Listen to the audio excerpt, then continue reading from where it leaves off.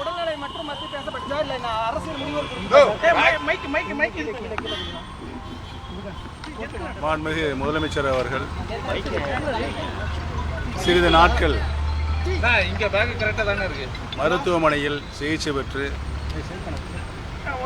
பூர்ண குணமடைந்து வந்திருக்கிறார். அவர்களை நலம் தம்பி கொஞ்சம் அமைதியாக இருக்கீங்களா?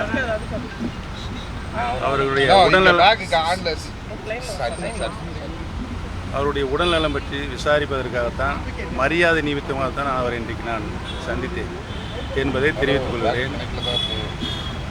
அதோடு கலைஞர் அவருடைய மூத்த குமாரர் முக முத்து அவருடைய மறைவை பற்றியும் நான் விசாரித்தேன். வேற என்ன சொல்லுங்க?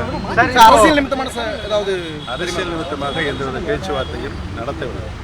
சரி, பாஜக காலையிலே சந்திச்ச மாதிரி ஓகே, மறுபடியும் ஒரு முதலமைச்சர் நேரடியா வந்து சந்திக்கிறீங்க, அது வந்து அரசியல் பின்புலம் இதுல இருக்கு அப்படின்றத சொல்றாங்க.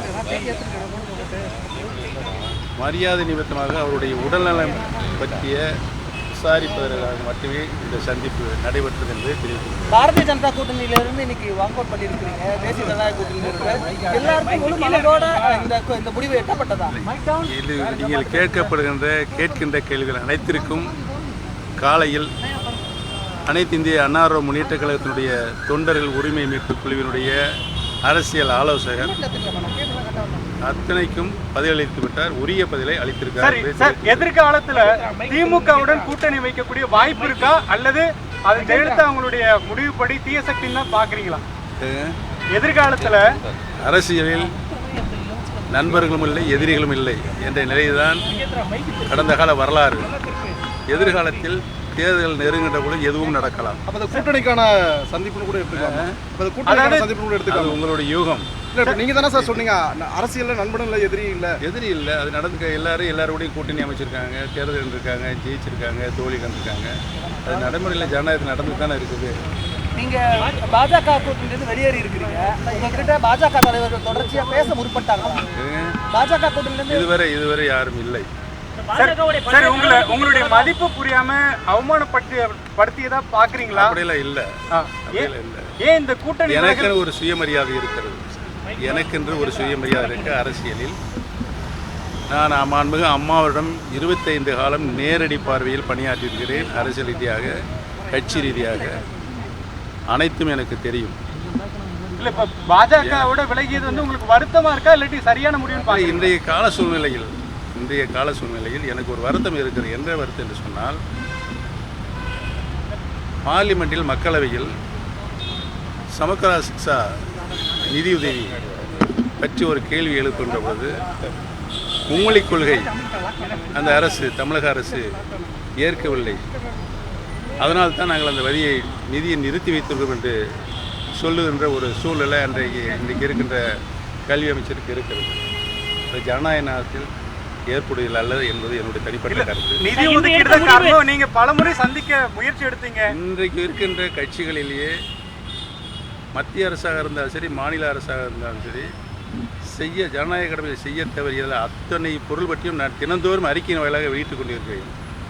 ஆனா இப்போ சமீபத்தில் இதுதானே கண்டன அறிக்கையா பார்க்க முடிஞ்சது. எது நிதி? அது நீங்களா உருவாக்குறது இல்ல, ரொம்ப நாள் பிரச்சனை. அறிக்கை மட்டும் மாநில சுயாட்சி மாநிலத்துடைய பங்கீடு பல்வேறு விஷயங்கள்ல முதலமைச்சர் குறிப்பிட்டு இருக்காரு, கண்டனம் பண்ணிட்டு இருக்காரு. அது குறித்து நீங்க சொன்னீங்களா? தொடர்ச்சியான தமிழ்நாடு அரசு எடுக்கக்கூடிய நடவடிக்கைகளுக்கு நீங்க உறுதுணையா? இல்ல, மக்களை பாதிக்கின்ற விஷயங்கள் எதுவாக இருந்தாலும் மத்திய மாநில அரசை நான் கண்டித்து அறிக்கை விட்டுக் கொண்டிருக்கிறேன். இதுதான் இன்றைய நிலைமை. இன்னைக்கு தேசிய ஜனநாயக கூட்டணியில இருந்து வெளியேறி இருக்க முடிவு தொடர்ச்சியா தேர்தல் வரை நீடிக்குமா? அதுவும் அப்படி ஒரு சந்தேகத்தை எழுப்புறாங்க. தேர்தல் வரை இந்த முடிவு வந்து நீடிக்குமான்ற ஒரு சந்தேகத்தை எழுப்புறாங்க. நல்ல கவனிச்சு பின்னால் பற்றி பார்த்தீங்கன்னா, நாடாளுமன்ற தேர்தல் யார் முதலமைச்சராக வர வேண்டும் என்று நடைபெற்ற தேர்தல். அந்த தேர்தலில் திரு எடப்பாடி பழனிசாமி யாருடன் இருந்தார்? தேசிய அளவில் ஒரு ஜனநாயக ஒரு கூட்டணி அமைக்கின்றார். மாண்புமிகு பாரத பிரதமர் பக்கத்தில் உட்கார்ந்து அழைக்கிறார். ஒரு வாரத்தில் என்னாச்சு, போயிட்டாரு. அது தேர்தல் தனித்தனி என்னங்க, இப்போ வந்து ஒன்று சேர்ந்துருக்காங்க. வாழ்த்துக்கள். சரி, இப்போ சார் திமுகவுடன் கூட்டணி வைப்பீங்க அப்படின்ற ஒரு முடிவுக்கு வரலாமா சார், இல்ல அதை மறுத்துருவீங்களா? சுயமரியாதையிலே அதிமுக பாஜக கூட்டணி விரும்பவில்லையா?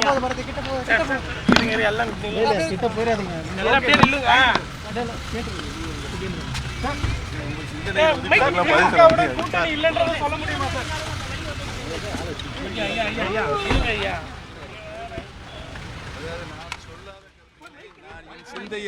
என் சிந்தையில் உதயாத கருத்துக்கெல்லாம் நீங்களா சொல்லிக்கிட்டு, நீங்களா டிபேட்ல போய் கலந்துக்கிட்டு, நீங்களா பேசிட்டு அதுக்கெல்லாம் நான் எப்படி பதில் சொல்ல முடியும்? நன்றி, வணக்கம், வாழ்த்துக்கள். அவர்களும் பேசவில்லை, நானும் பேசவில்லை.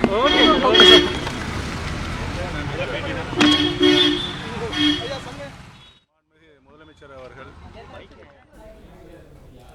முதலமைச்சர் மு.க. ஸ்டாலினை சந்தித்த பின் முன்னாள் முதலமைச்சர் ஓபிஎஸ் செய்தியாளர்களை சந்தித்து பேசினார். அப்போது பேசிய அவர் முதலமைச்சரை மரியாதை நிமித்தமாக சந்தித்ததாகவும் அரசியல் பேசவில்லை என்றும் தெரிவித்திருக்கிறார்.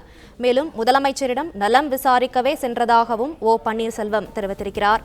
அரசியலில் எதிரியும் இல்லை, நண்பனும் இல்லை என்றும் ஓ பன்னீர்செல்வம் தெரிவித்திருக்கிறார். முதலமைச்சர் மு.க. ஸ்டாலினை சற்று நேரத்திற்கு முன்பாக முன்னாள் முதலமைச்சர் ஓபிஎஸ் சந்தித்து பேசினார். அதன் பின் செய்தியாளர்களை சந்தித்து ஓபிஎஸ் பேசினார். அப்போது தெரிவித்த அவர் முதலமைச்சரை மரியாதை நிமித்தமாக சந்தித்திருப்பதாகவும் அரசியல் எதுவும் பேசவில்லை என்றும் ஓபிஎஸ் தெரிவித்தார். கூடுதல் விவரங்களை செய்தியாளர் ராஜகுமரன் வழங்க கேட்கலாம். ராஜகுமரன், முன்னாள் முதலமைச்சர் ஓபிஎஸ் தெரிவித்தது தொடர்பாக மேலும் சொல்லுங்க. பிளே ஸ்டோர் மற்றும் ஆப் ஸ்டோரில் இருந்து பாலிமர் செயலியை QR கோடு மூலம் பதிவிறக்கம் செய்யுங்கள். செய்திகளை உடனுக்குடன் பெறுங்கள்.